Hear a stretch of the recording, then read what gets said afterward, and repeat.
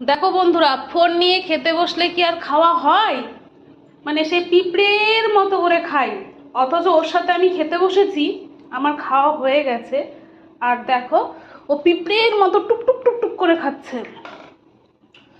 তো বক বক না করে বলি আজকে আমি কি রান্না করেছি।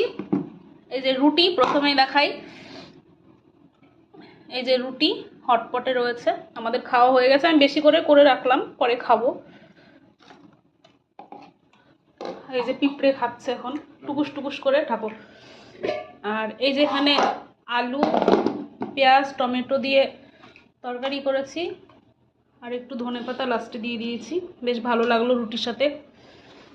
আর এখানে ও দুধ খাবে বলে আমি দুধটা জাল দিয়ে রেখেছি, দেখি খাই কিনা।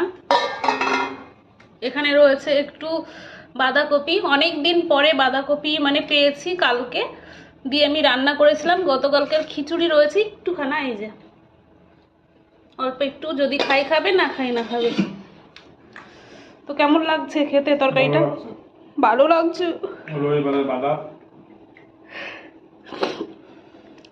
ঝাল লেগে গেছে।